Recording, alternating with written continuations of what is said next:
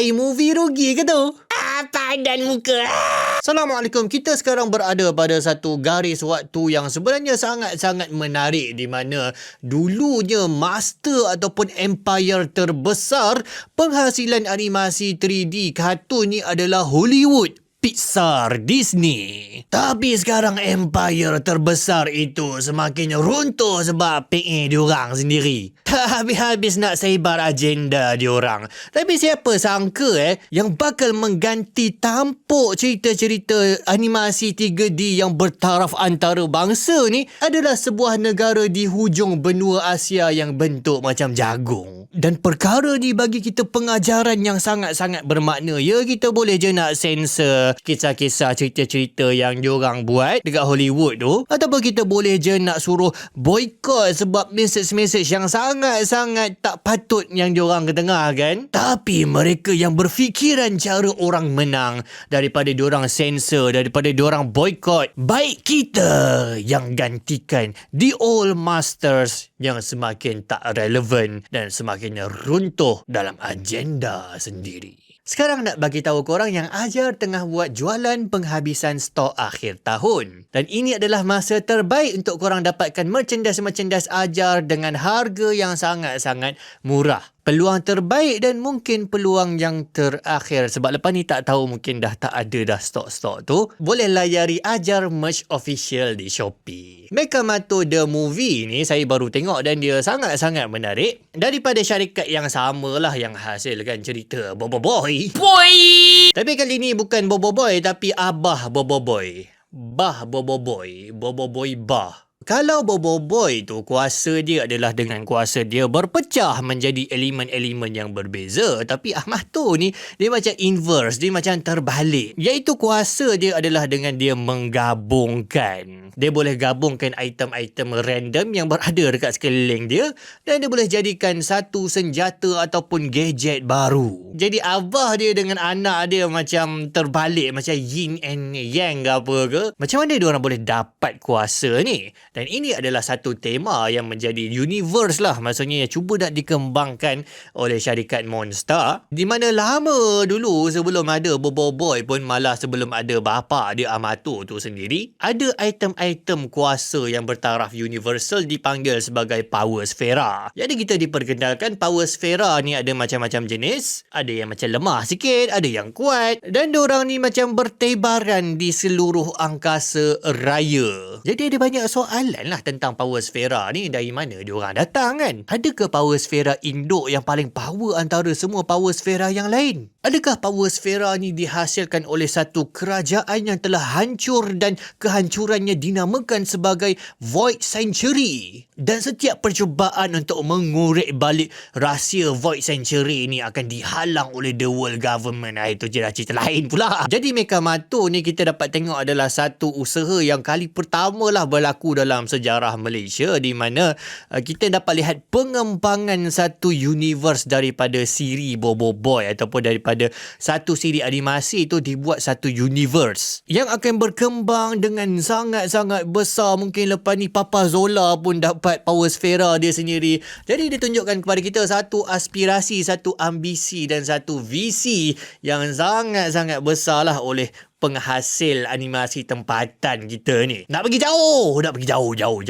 Tapi Mekamato sememangnya driver ataupun pembawa pemandu kenderaan yang sangat-sangat ampuh untuk membawa visi dan cita-cita ni. Sebab cerita dia memang best. Boleh bertanding lah dengan animasi-animasi yang dihasilkan Hollywood ke ataupun Jepun ke. Malah sebenarnya kan, orang-orang Jepun pun suka baik dan kagum dengan siri animasi yang kita hasilkan ni tau. Diorang buat fan art, diorang puji dan anak-anak diorang suka. Dan kita bila kita tengok fenomena ni kan, kita membesar dengan kita tengok diorang punya kartun-kartun, diorang punya, bukan kartun, anime. Marah golongan whip je lagi. Tapi bila kita tengok kita boleh hasilkan sesuatu yang disukai oleh generasi baru diorang, kita rasa macam mangga weh. Mekamato dari segi cerita dia sebenarnya adalah satu penerokaan tentang persahabatan. Iaitu macam mana Amato ayah kepada Bobo Boy ni dia boleh menjalin hubungan dengan Power Sfera tu. Yang asalnya diorang ni tak berapa nak ngam lah. Tapi diorang kena bersatu hati dan menjalin persahabatan tu untuk menyelesaikan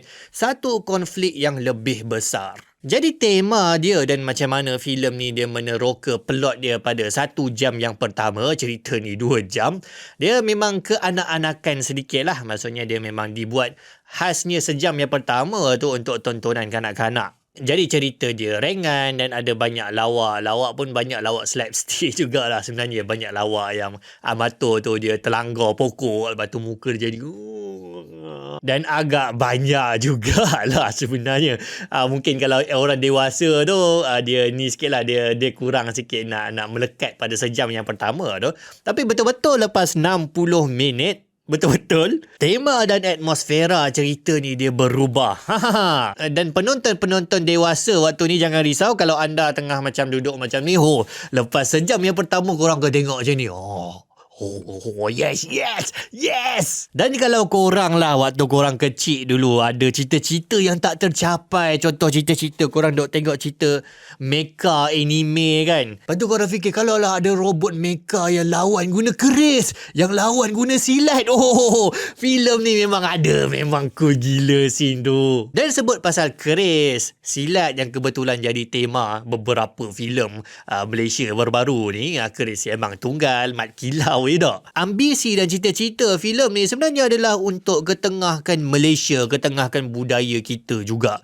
Dan itu yang sangat-sangat penting sebenarnya untuk kita ada satu pemikiran orang menang. Biasanya kalau kita buat produk, kita akan cuba untuk tiru produk-produk yang kita tahu dihasilkan oleh mereka-mereka yang master. Kita mesti nak ketengahkan budaya Hollywood, budaya Jepun ke, sebab diorang yang lebih hebat dulu daripada kita dalam bidang ni. Tapi movie Mekamato ni waktu bersilat dia sebut Bismillah. Dia ada 4 ke 5 kali dia sebut Assalamualaikum. Dalam filem tu tak tahulah bila dia diterjemahkan dalam pasaran antarabangsa jadi apa. Tapi elemen-elemen negara kita macam garipap ataupun silat ataupun bangunan yang sangat-sangat high-tech dalam movie tu, dia bentuk Desta tau.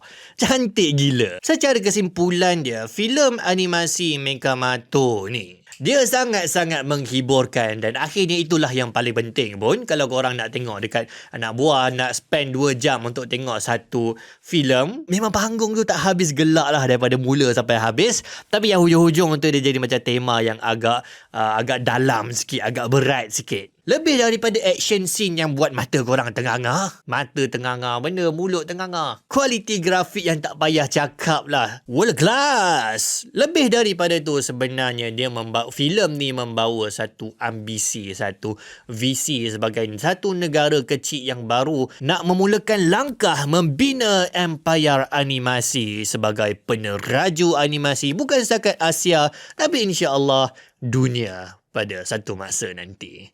Yang penting kita kena ada fikir cara orang menang. Sekian saja. Assalamualaikum.